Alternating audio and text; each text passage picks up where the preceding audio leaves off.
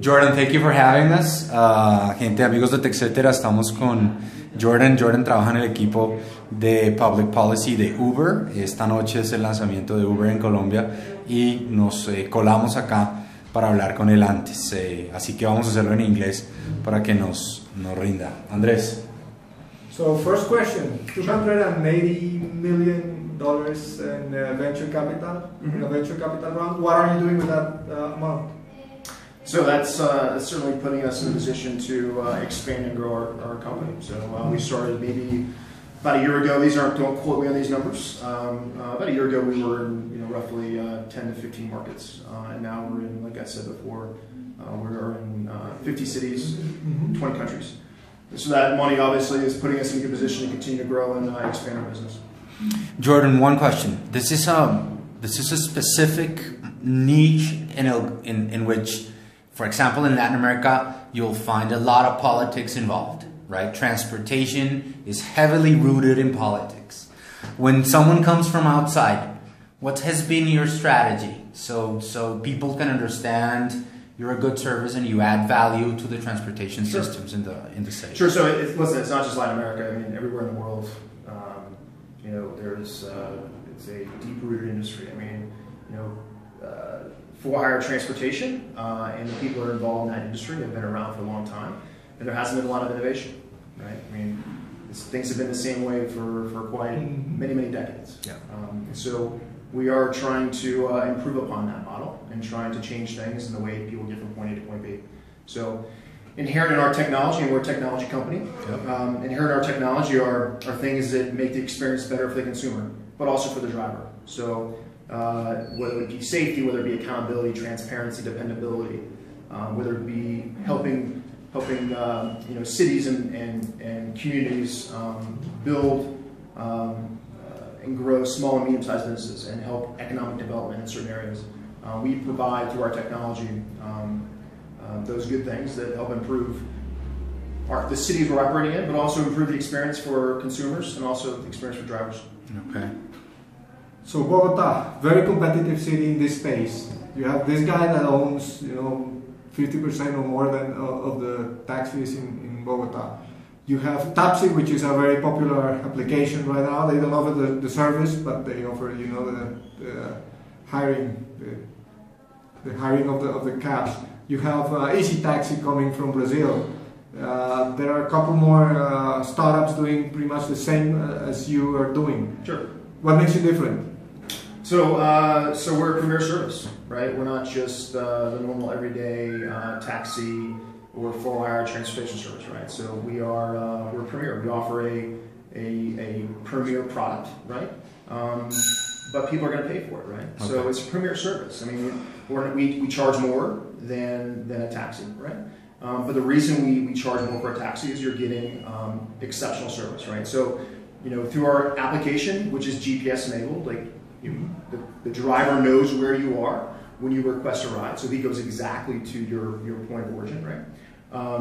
When you receive that request, you know the driver's name, his license plate number, his telephone number. So there's accountability in knowing who's picking you up. So there's a safety factor in that, right? Knowing that for sure who's picking you up. On both sides. On both sides. So when the driver doesn't know ahead of time, but when the driver accepts your request, then the driver knows your location, also knows who you are, has your contact information, right? So there's inherent safety on both sides for the driver and for the consumer, right?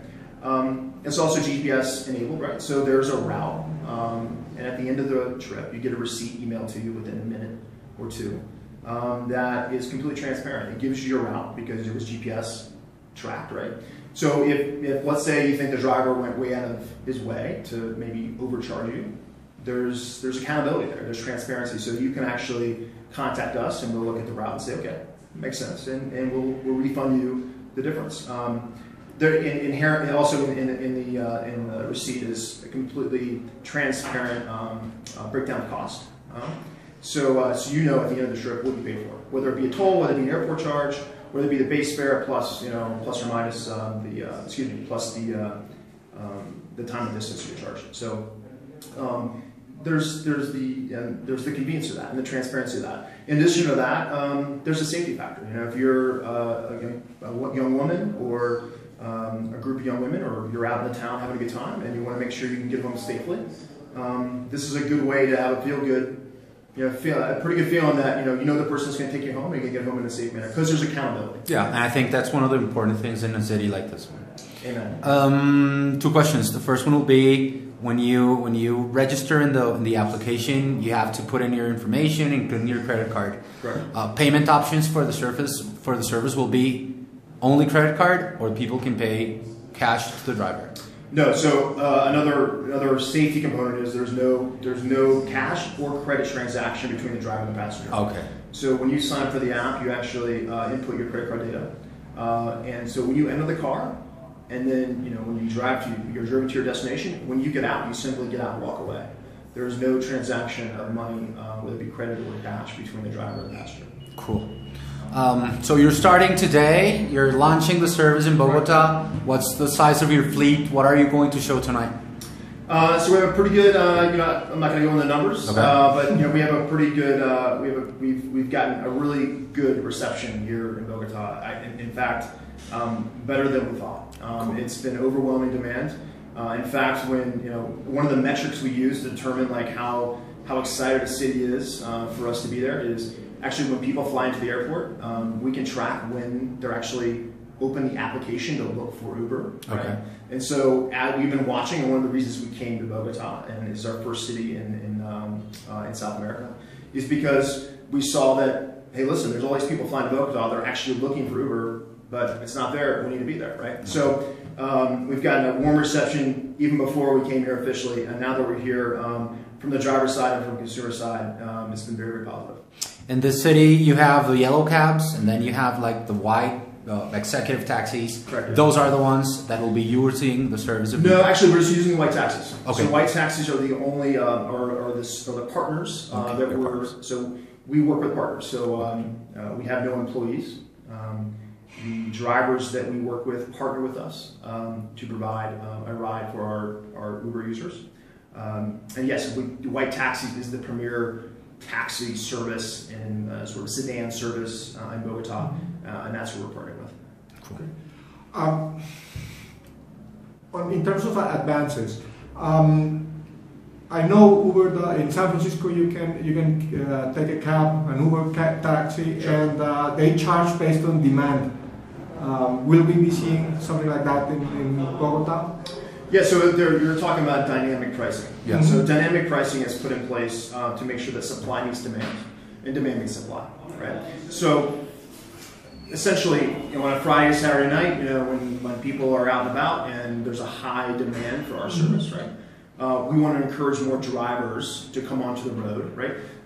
I should back up, okay? I should back up and say, the drivers that work with us, they're not required to work shifts. Okay. Right? Mm-hmm. So drivers log in when they want to. When they're available. Right? When they want to log in, right? So most of our partners have other jobs. Either they're driving for clients, or they have they're doing something else 5, 6, 8 hours a day.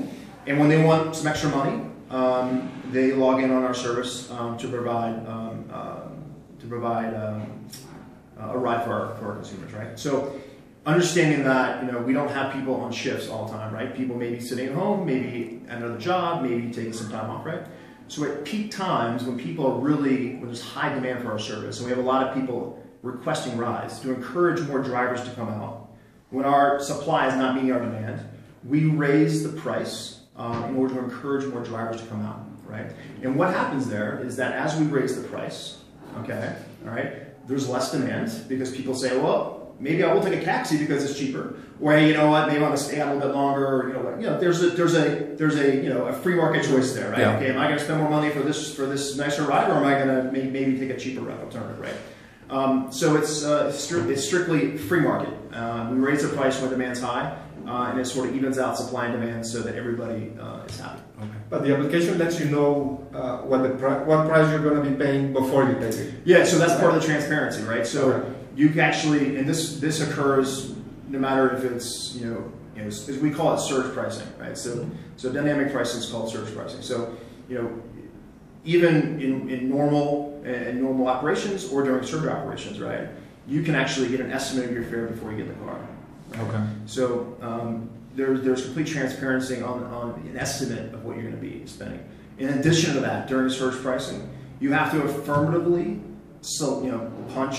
hit the key on the app to confirm that you understand the increase in the fare, right? So twice you have to say, I understand there's an extra charge here, and then it'll ask you again that you understand there's an extra charge here before you can actually request a car. Okay.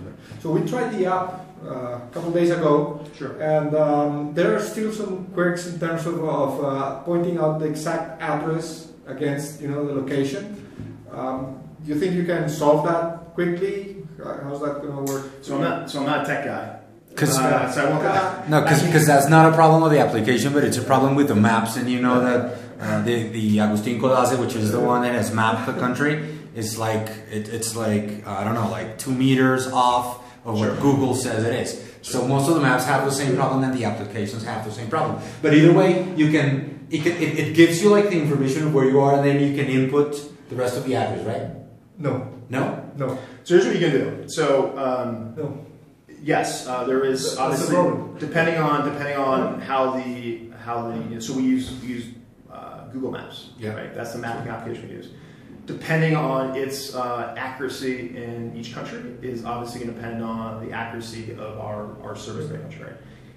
However, when you're opening the app and the blue dot pops up, your GPS location, right? Okay. That you can actually offset that to your actual location with the pin. Okay. Does that make sense? Yeah. Okay. So often I will find, especially when I'm inside a building and I don't have great reception, right?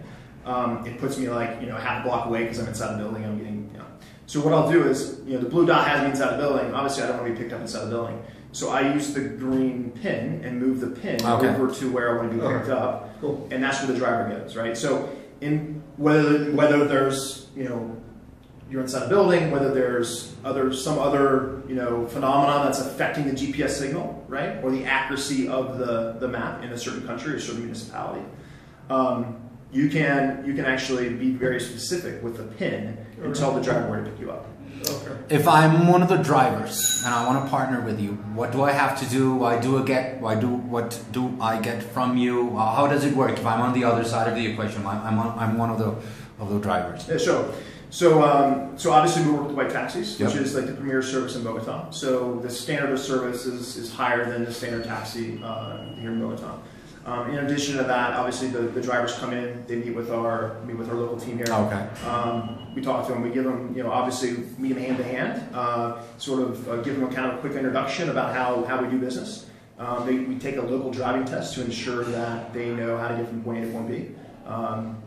In addition to that, there's some additional accountability that we go into in most markets. To ensure that we're dealing with upstanding citizens, if you will, to make sure that the people that are driving around our consumers are safe and adhering to the law. Okay. And from a technical perspective, do they get a tablet or a smartphone? Is it on you? Is it on them? Yeah, no. So we provide each driver with an iPhone. So it's on the Uber side. Number one, our app is across the board. It's on Android. It's on BlackBerries. It's on iPhones. But from an operational standpoint, we use the drivers. It's iOS. Yeah. So we provide them with an iPhone to use while they're using our service. Okay. It's locked. I'm sorry. It's locked. You can't use it. They cannot use it for other things. Okay. And how about are you expanding into other cities in Colombia soon? I think you will see. We don't have a specific time and place of where we're going to next. But our hope is that we will be all over Latin America and in other cities in Colombia in the relatively near future. Okay, cool. We've seen in Asia, you've partnered with certain companies, sometimes bars, sometimes nightclubs, etc. Would you be doing something like that in Colombia? Sure. I mean, that's a great way to market ourselves, and especially bars. I mean, listen, one of the great things about our service, our brand, is that we can help people get home safely after a night of having a good time. right? So that's certainly where we've seen success starting in markets around the world is, when people are going out at a good time, whether it be date night, whether it be going out, with your wife to have dinner and some cocktails, and you want to get there safely, and you also want to get home safely. Our service, our technology provides you that dependability and that convenience and that safety. So yeah, I mean it's something that I think is important to certainly in this market. It's something we can provide, and I think people are looking forward to being able to use. Cool. ¿Algo más? No más. Thank you for your time.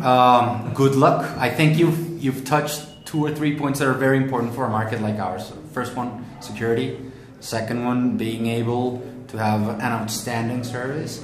And the third one, giving people their opportunity of either getting home safe or using their time to provide a good service for others. So congratulations.